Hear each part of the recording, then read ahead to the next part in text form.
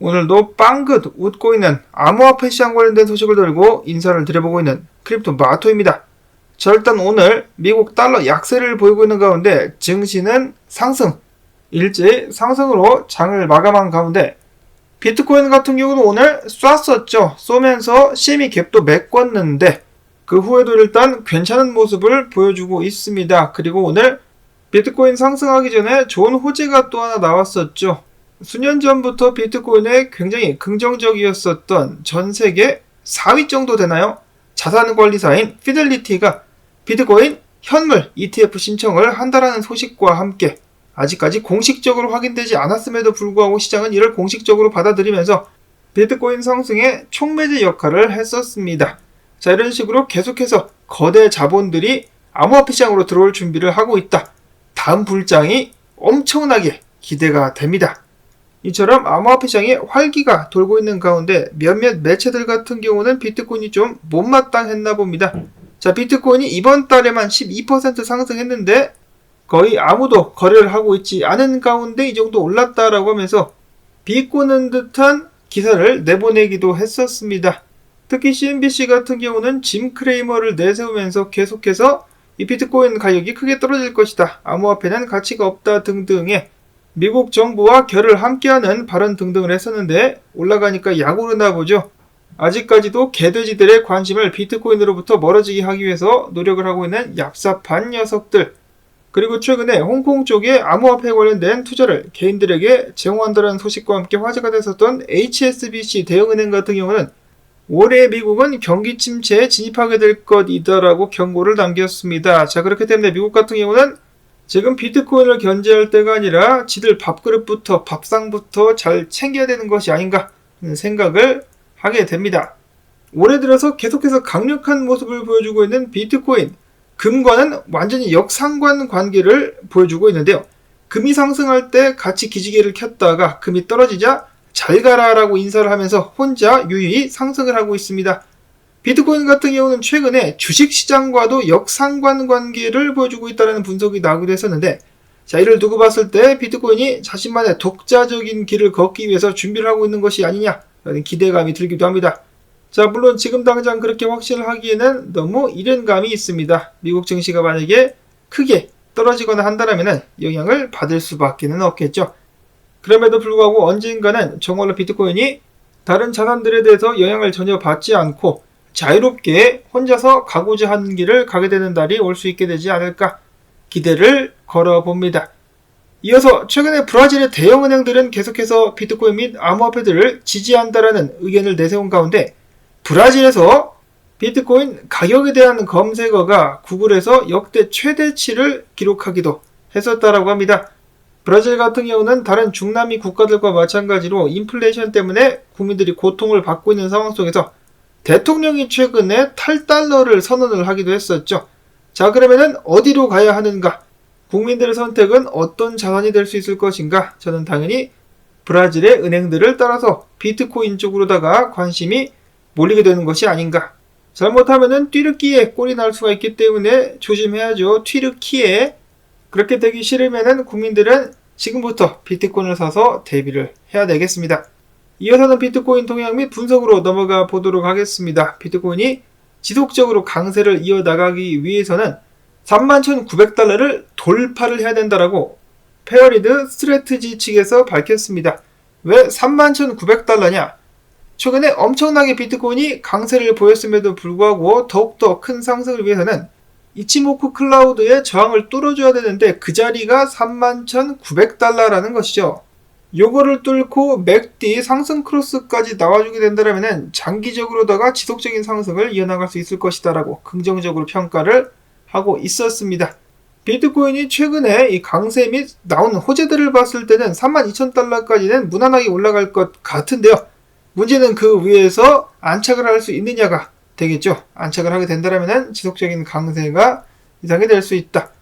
이어서는 분석들 보도록 하겠습니다. 수많은 분석가들이 비트코인 29,000달러 정도 때까지의 조정을 예상했었으나 아직까지는 비트코인 그들의 말에 따라서 움직여줄 마음이 없는 것 같습니다.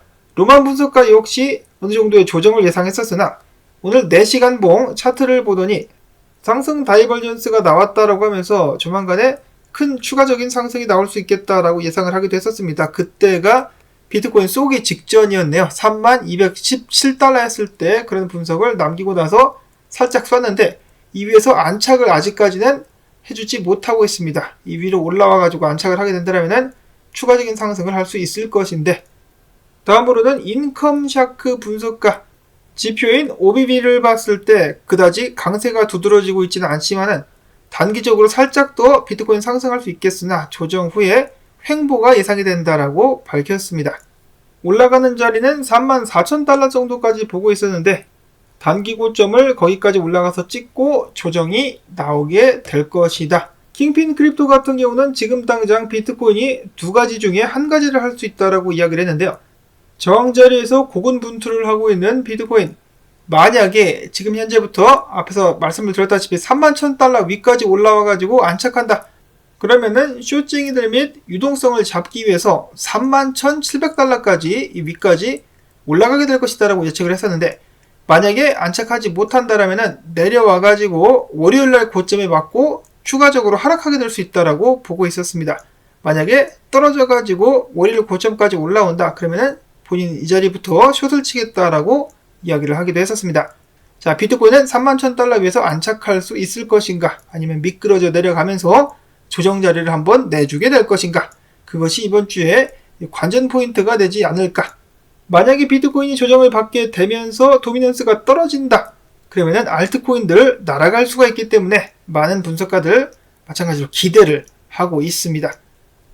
다음으로는 알트코인들 및 기타 소식들을 보도록 하겠습니다. 많은 고래들이 이더리움을 스테이킹을 하고 있는 가운데 크립토코언트의 쭈기용 대표, 이런 식으로다가 고래들이 스테이킹을 다량 하고 있다라는 것은 고래들이 지금 현재 이더리움의 가격을 저렴하다라고 생각하고 있는 것이 아니겠느냐라고 이야기를 했습니다. 지금 현재 이더리움 가격이 싸다라고 생각을 하고 있다. 자, 그러면 이더리움 조만간에 한방 위로 크게 쏴줄 수도 있는 것이 아닌가라는 기대감을 갖게 하는데요. 보통 자금 흐름이 비트코인으로 넘어와가지고 이더로 흘러 들어간 후에 알트들로 넘어가기 때문에 다음 타자는 이더리움이 될 것이다. 기대감 가져봅니다. 그리고 오랜만에 스텔라 루멘에 관련된 소식이 나왔습니다. 그리고 가격이 좀 많이 올랐다라고 하는데요. 자, 코인베이스가 스텔라 루멘 기반의 USDC를 지원한다는 소식과 함께 스텔라가 최근에 큰 폭의 상승을 펼치면서 거의 1센트가량까지 올라왔다라고 합니다. 지난 7일간 24% 넘게 상승하는 기염을 토하고 있는 스텔라. 과연 지속적인 상승 나와줄 수 있을 것인가? 다음으로는 에이다 차트입니다. SEC로 하여금 에이다도 증권이다라는 이 판결을 받은 후에 발끈하고 있는 찰스 호스킨슨의 에이다. 차트를 봤을 때 지금부터 상승할 수 있는 가능성이 높다라면서 로이 분석가는 공유를 하기도 했었습니다. 자, 어디까지 상승할 수 있느냐? 30센트 혹은 31센트까지도 노려봄직하다 라는 분석이 나왔는데, 이렇게 되기 위해서는 비트코인 도미넌스가 좀 떨어져 줘야 되겠죠. 이어서는 최근에 좋은 성적을 보여주고 있는 알비트럼입니다. 알비트럼 같은 경우 고래들이 또 모아주고 있다라고 하면서 다시 한번 주목을 받고 있는데요. 어떠한 고래는 200개의 이더리움 가치의 알비트럼을 매집하기도 했었고, 또 다른 고래는 100만 달러 상당을 투입해가지고 알비트럼을 사서 모으기도 했었습니다.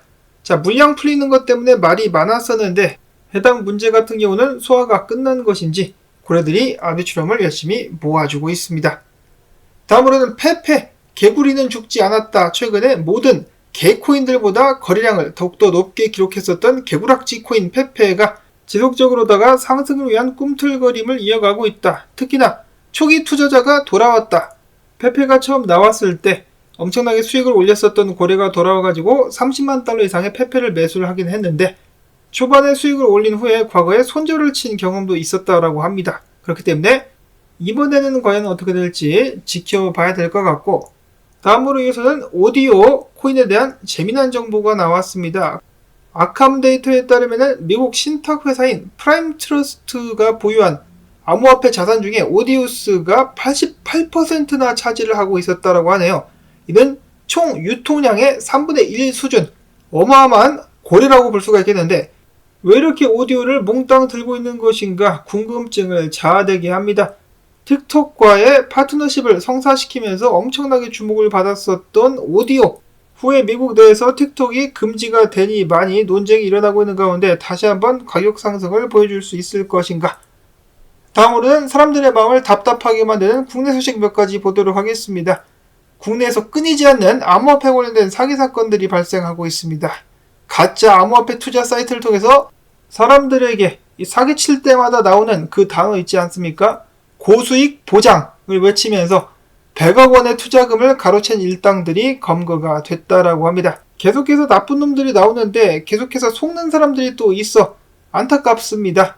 차라리 그 투자할 돈 가지고 비트랑 이더 알트코인들 몇 개 사서 묻어놨었으면 안정적인 수익을 올릴 수 있었을 것 같은데. 자, 그런가 하면은 전 세계적으로 가장 유명한 한국 사람 중에 한 명이 되었죠. 도건 같은 경우는 깜빵에 갇혀 있음에도 불구하고 여전히 자신의 지갑들을 컨트롤하면서 자금들을 움직이고 있었다고 합니다. 이번에는 새 지갑에서 바이낸스로 100만 달러 상당의 USDC를 옮기기도 했었다라고 하는데요.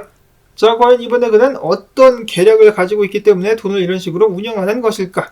그리고 이러한 권도용의 움직임을 막지 못하고 바라만 보고 있는 세계 여러 법 집행 기관들. 아직까지도 한국이나 미국으로 송환되지 않는 이 권도용의 모습을 보면서 답답하다라는 생각을 전해보며 오늘 영상 여기서 또 마무리를 짓도록 하겠습니다. 오늘 나온 정보들이 도움이 좀 되셨다 라고 생각하신다면 토마토밭 도와주기 수고했다는 의미에서 광고 영상 한 편만이라도 마지막까지 재생시켜주기 여러분들에게 꼭꼭 부탁을 드리면서 저는 다음에 새로운 소식 가지고 인사를 드리도록 하겠습니다. 안녕히 계십시오.